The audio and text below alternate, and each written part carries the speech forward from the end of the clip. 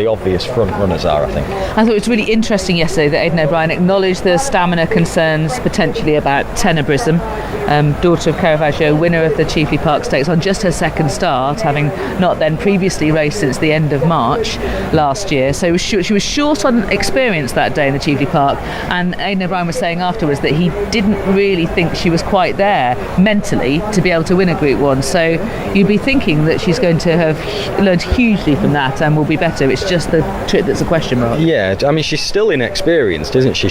She missed the break a little bit in the Cheveley Park. She ended up behind. She was a little bit slow into her stride and things like that. Now this is a much stronger field, so yes, she sets the standard, but I think although she sets the standard in a way, others will improve, there's no doubt about it, and I suspect that what she's achieved already won't necessarily be good enough to win if she only reproduces the form from I tend to feel the same way. I think there were lots of exciting fillies in here, her stable companion notably, and again this was what Aidan O'Brien was saying yesterday after she got off the mark at Naas in March, that they weren't necessarily thinking she'd get to the Guineas. She's forced her way here through her work recently. I think that's a really significant comment. It is, and it's very interesting. Her debut form is also interesting if you look back at that, because she was beaten by Discoveries, but arguably shaped best on the day.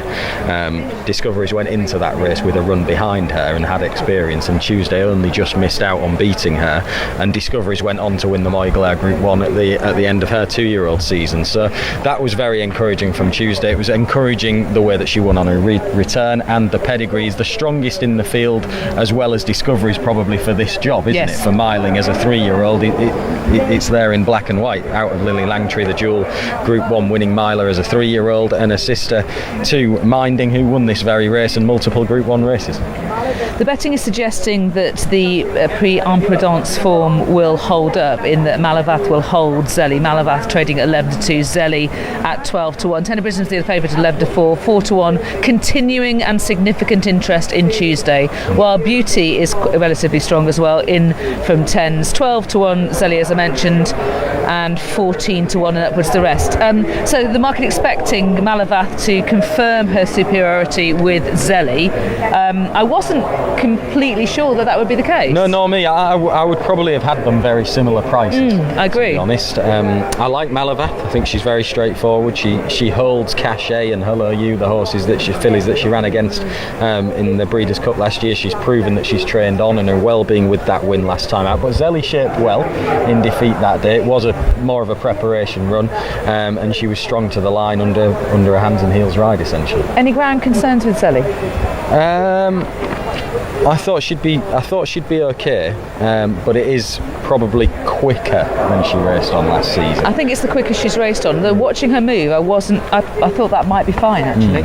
It's not a problem for Malavath for certain, because she ran in America last season on very quick ground. Then there's Discoveries, highly progressive, and as you mentioned, she very much has the pedigree as a full sister to Alpha Centauro, the 4-time Group 1 winner over a mile. Yeah, already a high achiever. Group 1 winner as a 2-year-old, won the Moyglare on her final start. Looks certain to be suited by going up to the mile, and Alpha Centauri improved from 109 to 124 in her 3-year-old season. So strong pedigree to improve for the trip, improve as a 3-year-old, and she's already won a Group 1 herself. So she's got to be a player, even without Inspiral, Lydia. This is an exceptionally strong looking 1,000 guineas, I think. We should mention Amina, who you liked in the paddock, and again Roger Varian has said that her form has been particularly strong at home in the recent days. She wasn't necessarily going to come here after her Craven meeting victory, but her homework has brought her this slot in the race. And similar to Eden yesterday, I could see her running very well at a price. Okay, not many more to go forward for the big race of the day, the Kipco 1000 Guineas. Let's join Alan Harris. He has the call for the first Fillies Classic. And they're off for the Kipco 1000 Guineas of 2022, and Cachet is the first one to show in the journey, leading from Flash Betty and Discoveries through the opening furlong. Quite handiest Prosperous Voyage in the green and pink. They're just ahead of Tuesday and Hello You. Then Malavath, who's racing in midfield in red and white. Over toward the far side is Juncture, then Zelly, followed then closely by Tenebrism, and behind those in yellow is Amina, while Beauty more towards the near side and Sandrine at the back of the field as they head down towards the final 5 furlongs, and it's Cachet who leads the Guineas field from Discoveries in second. Prosperous Voyage to the outside of Tuesday. Then came Hello You. Flash Betty over toward the far side, and then behind that one is Tenebrism. Next is Malavath, then Amina and Zelly with Sandrine. Wild Beauty been pushed along towards the near side. Juncture still just about last as they race out towards the final 3 furlongs. Cachet from the ridden along Discoveries, then Prosperous Voyage. Malavath now being asked for more. Tuesday looking to come into it there over toward the left hand side. Cachet with a small lead from Discoveries and Prosperous Voyage. Then Malavath, Hello You in Tuesday. Tenebrism is now starting to get rolling as they go inside the final furlong and a half, and it's still Cachet. She's out in front by 2 legs to Tuesday over on the far running rail. Then Discoveries and Prosperous Voyage from Sandrine and Zelly, and then Tenebrism. It's still Cachet. She's out in front by a length or so, and she's finding plenty. Prosperous Voyage and Tuesday are trying to get closer. It's Cachet though, and James Doyle for the Guineas double. Cachet has won the Kipco 1000 Guineas from Prosperous Voyage, and then Tuesday and Zelly, and behind those came Amina. When you're hot, and James Doyle is scorching at the moment after victory yesterday in Caribus in the 2,000 Guineas. He's just made all to win the 1,000 Guineas on board Cachet, and the Highclere Thoroughbred Racing Group, the Wildflower Partnership, were giving it some from about 2 furlongs out, and they have lifted her home.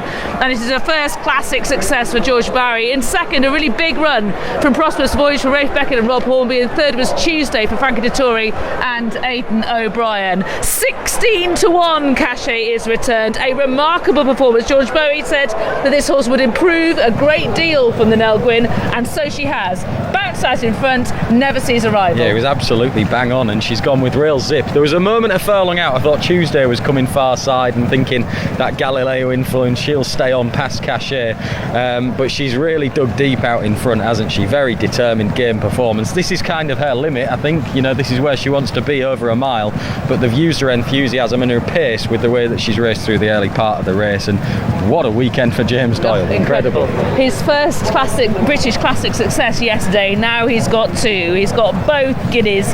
Rode her with confidence, controlled the race from the front, and really nice tempo, and she relaxed. Yeah. I think on the day, her experience and her course experience and her fitness have all been factors in her winning the Guineas today. She's only just held on, but she's a real professional, isn't she? And she's been here plenty of times before to the Rony Mile. She ran a lot as a 2-year-old, so she's more advanced in her career at this stage as an early 3-year-old than many of her rivals. And James Doyle has ridden her with that in mind as well. Just gone from the front, known that she would handle the track, and really trusted that she would steer the trip, essentially. And if she'd have failed for that, then they'd have thought fair enough, she's still run a big race. But yeah, I was impressed by how much she found and how well she saw her race out, and well done to George Bowie. I mean, very early stages of his training career, an incredible win for him to have got to this point already. His string has increased in numbers significantly ever since the start of last year. It's grown and grown and grown, and obviously he's proving that he can do it on the biggest stage. Huge day for him, huge weekend for that man there, James Doyle. Cachet has won the Kipco 1000 Guineas. Yes, indeed. Well done to James Doyle. Well done to George Bowie as well. 16-1 was the price. Prosperous Voyage came home in second for Rafe Beckett, and Rob Hornby was 33-1. And Tuesday was third at 4-1. Tenebrism, the 11-4 favourite, and 13 ran.